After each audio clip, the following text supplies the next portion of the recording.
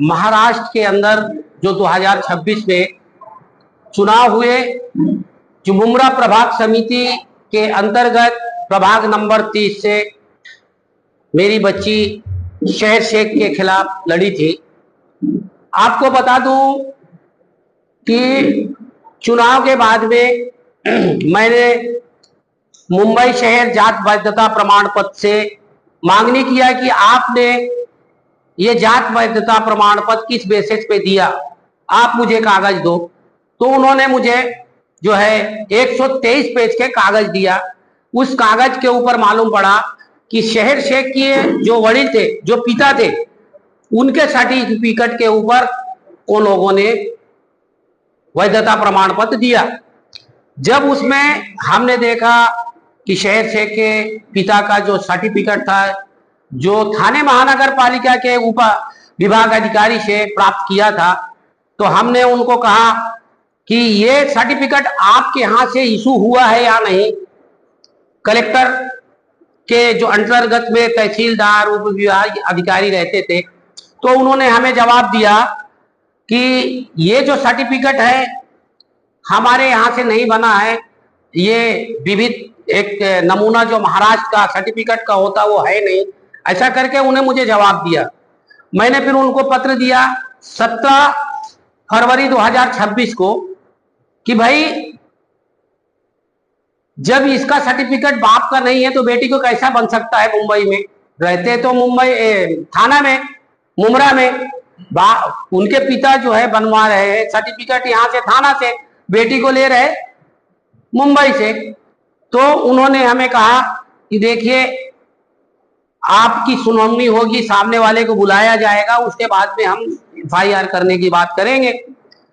तो 18 तारीख को हेयरिंग लगी तहसीलदार के पास। वहां पे तहसीलदार के सामने 3 वकील जो आए, जो वकील जो है वहां पे हेयरिंग में टाइम मांगे कि हमें जो है टाइम दे दो। तो तहसीलदार उन्हें जो 23 तारीख को हेयरिंग किया और टाइम दिया 23 तारीख को। 23 तारीख को उन्होंने फाइल को बंद किया और सिफारिश पत्र दिया जो मेरे हाथ में है। ये सिफारिश पत्र भेजा है तहसीलदार ने उप विभाग अधिकारी थाने को कि भाई ये कागजात सब गलत है, इसके ऊपर फौजदारी गुनाह दाखिल करो। उन्होंने सिफारिश पत्र जो है उप विभाग अधिकारी को दिया।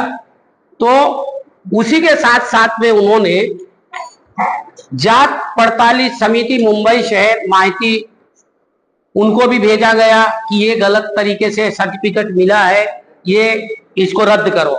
उसके बाद मुंबई शहर जहां से शहर यूनुस शेख का जो सर्टिफिकेट निकाला गया उनको भी एक जजमेंट भेजा गया जो ये तकरार थी, और एक तकरार यूनुस को भी भेजा गया, एक हमें भी भेजा गया।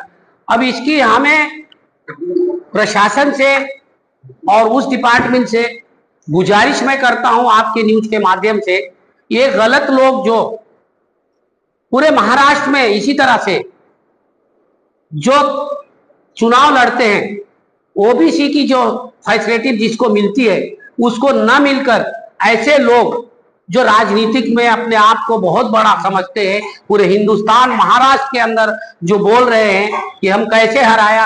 अरे भैया जीत गए थे आप, हम लोग तो कुछ भी नहीं बोले, जीत गए, चलो जनता ने तुमको जिताया है। लेकिन इस तरह से महाराष्ट्र में जो बातें हो रही है उस बातें के ऊपर एक हमें बहुत तकलीफ हुई, और इस तकलीफ के ऊपर हमने जो तहसीलदार को तकरार किया उसकी हमें सच्चाई हमारे हाथ में है, और इंशाल्लाह इसकी कार्रवाई चालू है। बहुत जल्द इंशाल्लाह उनका नगर सेवक पद रद्द होगा। इस कार्रवाई में इस तरह से यहाँ पे जो मुद्दे मांगे गए तहसीलदार से क्या कहा गया है इसमें, और इस बारे में आगे क्या करना है? देखिए इसमें जो है, इसमें तहसीलदार ने हेयरिंग जब हुई है उनके वकील के सामने, तब उन्होंने कहा कि भाई ये अभी हम फाइल बंद करेंगे। फाइल जो है इसको बंद करके 25 तारीख को ये ऑर्डर किया, और ऑर्डर पे ये लिखा है साफ कि जो मुंबई शहर से जात प्रमाण पत्र पड़ताली से लिया है इसको रद्द करना चाहिए, और जात प्रमाण पत्र मुंबई शहर को भी लिखा गया कि इसको रद्द करना चाहिए। तो इस लेटर के लिए सबको लेटर गया है, और इंशाअल्लाह बहुत जल्द जो है उनका पद रद्द किया जाएगा, क्योंकि कानून पे मुझे भरोसा है और कानून जो है बहुत हाथ लंबे हैं कानून के। कोई भी कितना भी राजनीतिक में अगर सोचता है मैं बहुत बड़ा हूं, मेरे जो आज कहने के ऊपर लोग जो है मुझे अच्छा बोलते हैं, तो मैं उनको बताना चाहता हूं कि देखिए जो दिखता है वो बिकता नहीं है। आज ऐसा शहर में हो गया है, पूरे महाराष्ट्र में लगी है भूख तो ईमान डगमगाता है, और भरा है पेट तो संसार जगमगाता है। ये कानून और कायदा को ताक में रखकर बाबा साहब अंबेडकर जी के जो बनाए हुए संविधान को जो गलत तरीके से लोग, ऐसे नेता अपने फायदे के लिए करते हैं, मैं उन अधिकारियों को सलाम करता हूं जिन्होंने सही तरीके से जांच किया है, और इंशाअल्लाह उनके ऊपर कार्रवाई भी होगी और उनका पद भी रद्द होगा। सर, जो निवृत्त अधिकारी होता है, कायदा के ऊपर ये असली है या नकली उसको पता नहीं होता है। इसकी जांच करने की एक संस्था होती है, जब तक वो जांच नहीं करती तब तक वो अधिकारी उस पर टिप्पणी नहीं कर सकता, ये कानून में है।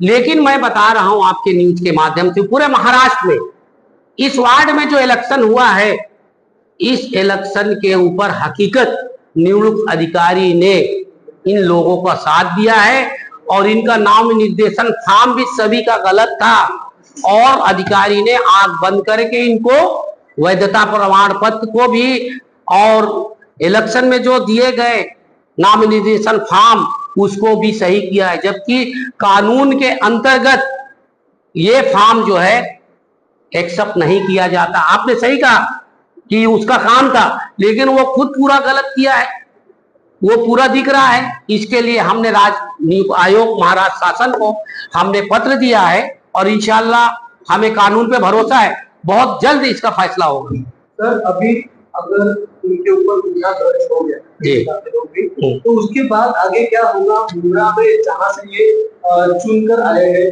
वहाँ क्या होगा? फिर से इलेक्शन, उसके आगे की प्रोसेस क्या होगी? उसके लिए आप फिर से कोर्ट में जा। देखिए, मैं आपके न्यूज के माध्यम से बहुत जिम्मेदारी से कहना चाहता हूं, इलेक्शन होना है ना होना एक अलग चीज है, लेकिन जो गलत तरीके से चुनाव लड़के किसी का हक छीना जाता है, इसमें प्रशासन का बहुत बड़ा योगदान होना चाहिए। और दूसरी बात ये बता दूं कि जो इलेक्शन की बात करते हैं, इलेक्शन होगा नहीं होगा, तो मैं आपको बता दूं सन 1949 में महाराष्ट्र शासन थाने महानगर पालिका में एक जीआर है, जो यहाँ थाना में अगर कोई डिस्क्वालीफाई होता है, कुछ भी होता है, वो इलेक्शन सेकंड होता है। और मुंबई महानगर पालिका 1888 में एक जीआर है, वहां पे सेकंड नंबर अगर ऑटोमेटिक उसको पद मिलता है, तो इसलिए यहाँ पे चुनाव होगा।